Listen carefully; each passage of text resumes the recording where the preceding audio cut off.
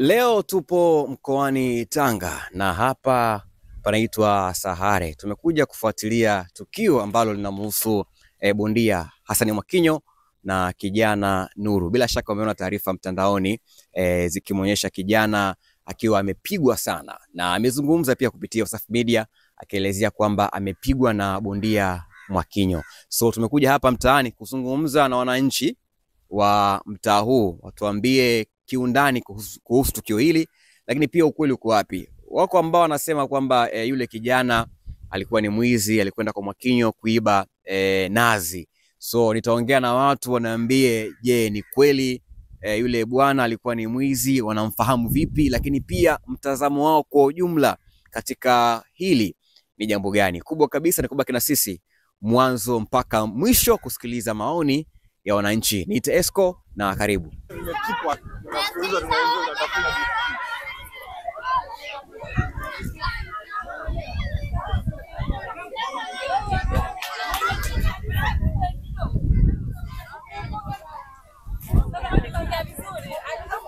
Kwema sijui. Majina yako?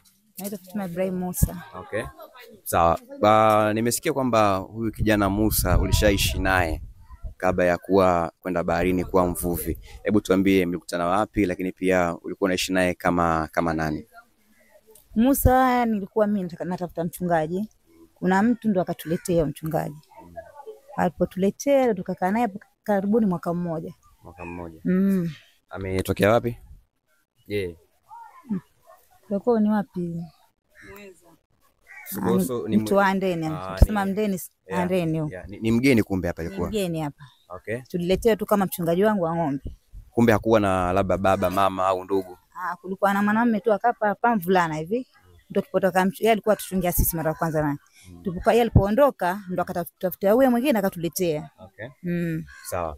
Sasa watu baada ile video kuonekana kwamba ameenda pale kwa Hassani kwenye fence ile na kupigwa ambavyo amepigwa, bila shaka umeona. Watu wengi labda wanajiuliza imekuaje akaenda kwa mtu asubuhi alfajiri. Wengine wanahisi labda Musa alikuwa ni mwizi labda na vitu kama hivyo. Hebu tuambie kwa mwaka ambao umeishi naye, alikuwa labda na tabia ya udokozi au ni vipi? Mimi mwaka mzima nilioishi naye sijawahi kumsikia hata siku moja. Wala sijawahi kusikia historia aina yoyote kama Musa ni mwizi. Nilisikia hiyo juzi kupigwa ndo nikasikia kwamba Musa ni mwizi, sijui kaingia kwa Mwakinyo, nilisikia juzi. Lakini sijawahi kusikia hata siku moja. Na hiyo juzi sababu alikuwa anaenda zake baharini, anavua alfajiri. Kwa hiyo anapita njia anaenda zake baharini ndo akuta hizo nazi nje ya fence ya Mwakinyo. So alifanya kazi kwa mwaka mmoja, alafu ndio akaamua kwenda kufanya kazi. Anaenda zake baharini, akaacha kazi ya kushunga ng'ombe akaenda zake baharini. Kwa hiyo hakuwa mwizi. Hakuwa mwizi. So hiki ambacho kimetokea, wewe kama mtu ambaye umeishi na Musa kwa mwaka mzima, lakini pia ni mkazi wa maeneo haya, una lipi la kuzungumza? Maoni yako pengine ni yapi katika hili? Mimi kwa maoni yangu naona Musa kafanya kitendo sana cha unyama. Kitendo ambacho kila mtu hakutegemea makitafanyika. Kwa mimi mpaka saa hizi nataka Mwakinyo hata akitolewa polisi hapa Sahare asikai tena. Maana sisi tuna watoto, tuna wazazi, tuna ndugu, yani tuna mambo chungu zima hapa. Kwa sababu ukipita kwake kitu kidogo, yeye anakuingiza ndani, Mungu ayu wapi? Kwa hiyo tumechoka, hatumtaki. Yani kwa ufupi hatumtaki. Kwa nini ni mara ngapi amekuwa anafanya vitu kama hivi? Hilo tokeo mimi kulisikia ni kama la 5, hili la juzi. Inakuaje waga na au watu, yani inakuaje paka anafanya hivi? Kikuona kama hivi anakuita. Kuna mnazi huko ambao wala si wake wala humuhusu. Yani kisasi kikubwa sana ni mnazi. Kuna mnazi ambao sio kwake. Akikuona unaangusha nazi basi. Poleni sana. So hali ya Musa kwa sasa ikoje kule hospitali? Musa sio nzuri wala sio mbaya. Maana bado yuko kitandani na bado anaumwa. Anayemhudumia labda kwa matibabu, gharama za hapa na pale? Wanamhudumia ni wazazi wake. Wako Handeni huko. Lakini walikuja hapa. Isipokuwa wazazi wenyewe juzi pia walitapeliwa hapo hospitali. Walikuwa mtoka mgonjwa wao aondoke naye, wachanga pesa zao, akaja mtu akamwambia nipeni pesa nikalipie, mtu akakimbia. Poleni sana. Na kwa alipo pana process kama watu wale wenyewe wamchukue mtu wao, lakini bado ndo ni mgonjwa. Nataka huduma, nataka kuhudumia kila kitu. Hassani yupo? Nani? Hassan au yuko? Hassan hayupo, si alichukuliwa juzi. Okay. Yuko Chumbageni. Sasa sijui kama atatolewa. Hassan yuko Chumbageni. Sasa sijui kama katolewa jana ama leo. Okay. Sawa. Naitwa Fatuma kutoka Tanga Sare. Okay. Una muda gani kwenye mtaa huu? Nimezaliwa hapa. Okay. Sawa. Kwa hiki ambacho kimetokea kwa huyu kijana Musa kushambuliwa na Mwakinyo nyumbani kwake, wewe kama mkazi wa hapa unazungumziaje?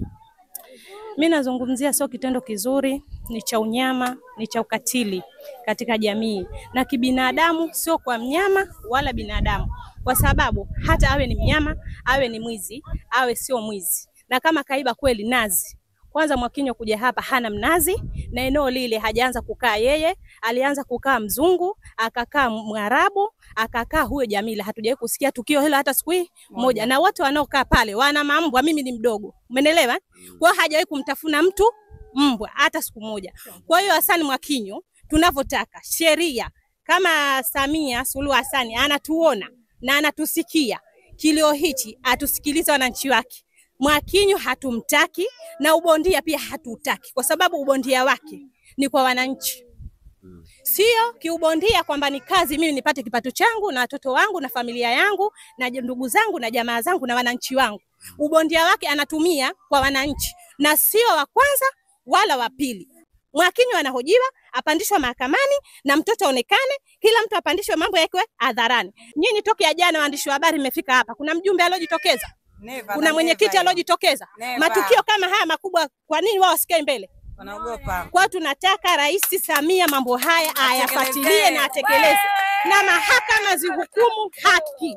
Mahakama zihukumu haki. Hatutaki mahakama ziende kinyume kama jina lao la mahakama. Kwa hiyo Hassan Mwakinyo vitendo anavyovifanya hana mnazi. Sawa. Ni mara ngapi amekuwa anafanya matukio kama haya? Mara 5. Kwa ninayojua mimi. Hii ni la 5. Na kisa ni mnazi. Kisa ni minazi, hakuna kesi nyingine. Mnazi huyo alomchoma pasi alisema kaibiwa chuma cha mazoezi. Alimchoma pasi nani? Mtoto kwao ni hapa Sahare, baba yake na mama yake, lakini anaishi Unguja. Alikuja kilikizo kimasomo. Kwa hiyo analala hapo, kuna sehemu hapo kuitwa Cosmo ambao ni mtaa wake yeye Mwakinyo. Kwa hiyo alikwenda akamtoa ndani. Akamchukua akamwambia akamuibia nini? Chuma. Akazunguka naye. Akampiga. Kesi hiyo ilikaa pale Chumbageni, mtoto aliyekuwa pale Chumbageni, ikaenda mpaka mahakamani.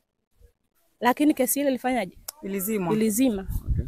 Kwa mpaka sasa hivi. Ni kweli aliibiwa kweli chuma? Hajaibiwa. No. Ni nani aingie humo ndani? Unahisi kwa nini pengine amekuwa anafanya hivyo kama ni ujeuri, ubabe? Si Mwakinyo bondia wake. Yaani ule Mwakinyo kwa sababu ule ni ujeuri na ni kuvuka mipaka kwa wananchi. Wao alimtuma na pasi. Pasi kabisa na donda lipo. Na kesi hiyo Chumbageni inajulikana na mahakamani Usambara. Ilikuwa lini kesi? Siwezi kujua ni lini. Ni mwaka jana. Mwishoni. Sawa. Huyu Musa ambaye ndo amepigwa juzi, wewe unamzungumzia hakuwa mwizi? Maana watu wanasema pengine labda alikwenda kuiba pale. Wewe yule hajakuwa mwizi. Kwa sababu mimi babangu mdogo alifariki. Yule alimchukua kwa kumchungia ng'ombe, kuja hapa bismillah ni kuchunga ng'ombe. Ng'ombe baadaye akamwambia huyo mtoto wa baba yetu mdogo kwamba mimi nataka niache kuchunga ng'ombe niende kuvua. Akavua. Kwa hiyo uwizi Mwakinyo ni mambo ambayo kashajipania siku nyingi. Kwa mtu anopita pale na mwenyewe anaongea, mtu akipita sasa kumefanya pori huko, watu hawapiti. Wamogopa nani? Mwakinyo. Kwa Mwakinyo sisi hatumtaki, na anayesema ni muongo Mwakinyo asingiziwa, azuliwa, hawezi kufanya kitendo hicho. Amweke kwake chumbani kwake, aishi naye. Hata kama ni polisi awekwe kwake. Dada wewe una mjo kidogo. Maana tukusikie na wewe una tuambie mtazamo wako ni upi katika hili? Mimi mtazamo wangu ndio huo ambao wenzangu wameongea. Mengi yashaongelewa, cha kutekeleza ndio hicho. Tunaomba nani Mwakinyo ahukumiwe, amlipe mtoto wa watu jinsi alivyomfanya matukio yake yote. Amhudumie mwanzo mpaka mwisho. Wazazi wake asihudumie shilingi 10. Atoe Mwakinyo. Kama anavyojisifia ni bondia analipwa, kwa hiyo amlipe yule mtoto wa watu na sheria ifuate mkondo wake. Kama sio tukio la mara ya kwanza pengine watu wanakuchukua nazi pale, kwa nini pengine kama wananchi amkukaa kuona kwamba si vema kwenda pale ili kuepusha matukio? wananchi walikaa sana, na tatizo la hapa ni kwamba hamna uongozi. Wenyekiti lezi, wajumbe lezi, hamna uongozi ule wa kuendelea. Ndio maana mambo mengi huku Sahare kijijini huwa wanakosa kwa sababu hawana viongozi. Of course. Dadangu unalipi majina yako? Kwa jina naitwa Mwajuma Hamadi, nakaa Sahare kijijini. Okay. Wewe una mtazamo gani? Maoni yako ni yapi katika hili? Mimi maoni yangu kwamba Mwakinyo alishafanya tukio na sio la kwanza. Kinachofuata hapo ni sheria. Sheria kali zifuate mkondo wake. Pasitumike kuhonga kwa mambo ya viongozi, kwa sababu tumeambiwa Mwakinyo kaondolewa. Lakini tunavyojua sisi watu wa serikalini hatutumiki hapo chetu. Utaambiwa akachukuliwa akaenda kuhukumiwa huko, alipigwa makofi hapa, pengine ikawa ni trick tu za watu. Wanamchukua wanamtuliza sehemu, pengine hapo alipo saizi na joto ile apigwa na feni. Sisi huku hatujui. Lakini kiimani sisi tunasema kachukuliwa. Lakini kiubinadamu watu wa serikalini wanapopenda rushwa, pengine Mwakinyo saizi apigwa na feni. Mimi ninachokuambia, kwa sababu mimi mahakamani, sehemu nyingi za mahakamani serikalini nilishapitia kimatukio mingi, na nakutana watu kabisa wanaodhulumiwa, mimi mwenyewe nawashuhudia. Watu wanaonyimwa haki zao, mimi mwenyewe nawashuhudia. Ikiwa ni mahakamani, ikiwa ni maserikalini, hospitali, ikiwa ni ustawi wa jamii, watu mimi mwenyewe nawaona kwa macho yangu wanaodhulumiwa haki zao kwa kupitia chenchi. Mtu haki yako inachukuliwa inawekwa pembeni, anaangaliwa mtu kwa kujulikana, anaangaliwa mtu kwamba huyu ni mtu wa mtaani kwangu, anaangaliwa mtu mwenye pesa. Kwa hiyo serikali kama tukienda hivyo, itakuwa matukio mitaani hayaishi. Sawa, kama hili sio tukio la kwanza, tunaona mnasema ni tukio la 5. Tukio la 5. Kama wananchi wa eneo hili mlichukua hatua gani? Tukio la kwanza limetokea, tukio la pili, la 3 mpaka hili la 5, mlichukua hatua gani kama wananchi kuweza pengine kulikomesha hili? Hatua ya kwanza tulimuita mwenyekiti wa mtaa. Tukamueleza na mwenyekiti wa mtaa akasema atalifanyia kazi. Likaja tukio la pili, tukamuita mwenyekiti wa mtaa akasema atalifanyia kazi. Tukio la 3, sisi tulifika mpaka kituo cha Makorora polisi, na tukapeleka malalamiko yetu, na tukaacha namba zetu, tukaacha na kila kitu kwamba atakapokuja tena ili turudi kule polisi. Lakini kiuhalisia kwamba si tukio la kwanza kwa hapa kwetu tu kijijini, ni kawaida yake kwa sehemu zote ambazo yeye anaishi. Kwa hiyo sasa zile sehemu ambazo anaishi watu wanapeleka matukio kule Chumbageni, watu wakifika kule kuna askari mwenyewe anakula nao. Kwa hiyo anaona kama cha mtoto. Kwa hiyo hawa matukio ya nyuma kama yeye alimpelekea kidogo akapata hukumu kidogo tu kwa wale matukio ya watu wengine, basi huku angepunguza spidi. Lakini hawezi kupunguza spidi huku kwa sababu aona kule ana watu wanamlinda. Kwa hiyo tukaona hapa mara hii wananchi bila kuandamana, tukataka serikali ituondolee Mwakinyo, hata fanya tukio hilo tu, hata ishia hapo tu. Ataua kabisa, na alishasema kabisa, watu wakamsikia kwamba mimi Sahare siwezi kuondoka mpaka nihakikishe nimefanyaje, nimeua. Na hiyo minazi anayoringia yeye ni ya kwetu sisi hapa. Mimi mwenyewe nimezaliwa 84, nazaliwa minazi ipo. Ni ya babu yangu mimi kabisa alionizalia baba. Na fence yake ina minazi. Hiyo fence ambayo yeye yuko ndani, hakuna hata nazi ambayo aliondoka yanguka nje. Hebu niambie kama si mtu mkorofi ni nini? Hakuna nazi inaondoka kaanguka nje akasema kwamba hii imetoka ndani ni ya kwangu. Nazi zote ambazo ziko nje ni minazi yetu sisi hapa. Na matokeo yote yanayotokezea shida yake ni hizi nazi. Sasa kama kazi yake kaitumia kupitia njia ya Freemason. Kama Freemason atakiwa damu huko, yeye kazaliwa ana familia, aende akachukua watu kwao, awatoe damu awape mbwa wake. Asichukue damu za wanadamu wenzie wa kijijini akawapa mbwa wake. Kama kazi yake aitumia kupitia Freemason akachukue damu sehemu nyingine. Na si kitendo kizuri kwa wananchi, kwa wanadamu wengine, kwa sababu mimi kwa roho aloifanya, nadhani kwa haraka sasa kama kuna mtu ambaye namfikiria aweza kufanya tokeo. Hata kama ni mbwa umfanye kama hivyo, imani inakuingia unamwangalia, lakini hana roho ya kinyama. Na kamkatili huyo mtoto wa watu. Kwa sababu hamjui umri wake ni miaka mingapi. Uone kama alishamkatili. Atakaa chini kuanzia lini? Kashamkatisha mambo yake mengi, ni kijana mzuri. Mimi mwenyewe binafsi kanichungia ng'ombe. Mimi mwenyewe binafsi. Kuja hii Sahare wakati amchungia baba yetu mdogo ng'ombe, achunga ng'ombe wake yeye na kwangu mimi, na nimekaa naye ndani ya mwaka mzima, niko naye pale nyumbani. Natoka kipindi hicho anaishi maeneo hayo hapo nyuma na ambayo yuko jirani na huyo Mwakinyo. Hatuje kusikia kuchukua tandara. Kwa hata sisi juzi hiyo kelele tulisikia, lakini hatukujua kelele inatoka Kwa hiyo hajawahi kuchukua hata ngara. Hiyo kelele inatokea wapi? Wazee wangu wakatoka alishindwa kuswali. Wanazunguruka tu kuangalia hii ni sehemu gani kunapotokea kelele, halafu ile kelele imeambatana na Mungu anatoka kwa nguvu na ile kelele ya ule mtoto inatoka. Kwa tukashinda siku je ni nyumba gani, halafu tukashindwa kujua kwamba ni sehemu fulani, kwamba kwa nini ule mtaa una watu wote wako majumbani kwao, wengine wametoka chukua madirishani, wamepanda juu ya gorofa, wengine kwa nini asitokee hata mtu akapiga simu japo huko kijijini kwamba jamani huko kuna tukio kutokeni, lakini hatukupata kuona kwamba ukimya huu kwa nini kusitokee mtu, na sisi tukaje pengine kwa ni mwizi. Lakini baada ya kusikia kwamba ni mtu fulani, sisi tukasema hapana, Mwakinyo ndio kawaida yake. Mwakinyo ni kawaida yake. Na huyo mtoto alinichukia kwa sababu wakati hajafanya tukio ana kama siku 3 aliwakuta na ndugu zangu mimi hapa na mtoto wangu mimi hapo wanaangusha madafu. Akatoka tena ndani hivyo ambapo kama kesho inakuja Ramadhani. Akatoka ndani kwake akaenda mpaka kule chini. Alipokuja akaenda kaanza kwa tunachoma hizi nazi hapa. Aliharusi nazi nina. Wale watoto wakamwambia sisi hizi ni nazi zetu. Tumetuma na baba. Abakia kwa tazama na akakata jicho la hasira. Kwa hiyo alipokata ile jicho la hasira, yule Mwakinyo aliwamaki wale watoto. Kwa hiyo alipojua kwamba huyu ni mvulana apita hapa kwa kila time, huyu ndiye teketi naye kwanza. Kwa hiyo yule ikawa pale anachuki. Na aliwaahidi ndugu zangu wawili kwamba lazima hao atawafanya kitu yani hawatakuja kusahau katika maisha yao. Ambaye mmoja wapo alishawahi kumpiga, lakini Mungu jali alikuwa kainama hivi afua ile dafu, alimpiga kibao ambacho cha kumzimisha. Anyanyuka na kile kisu wataka wamkate hivi, akakimbia wakabakia wakamiana fulani ndio Mwakinyo akabai. Mkate kisu. Alikuwa na kisu na wao na angepatikana siku hiyo kama alifanya Mwakinyo ana hasira. Wenzie pia wana hasira za kuzaliwa, maana yake nadhani yeye za mashindano. Lakini wenzie wana hasira za kuzaliwa ndani ya uzao kuna hasira. Na hivyo visu kama yeye ajifundisha sasa hivi, wenzie hivyo visu washatumia siku nyingi. Kwa hiyo Mwakinyo anachofanya sio kizuri. Serikali tusaidie, serikali iingilie kati hili swala kadiri ya uwezavyo. Samia tusikie, tusaidie. Hivyo itakuwa ni mtihani.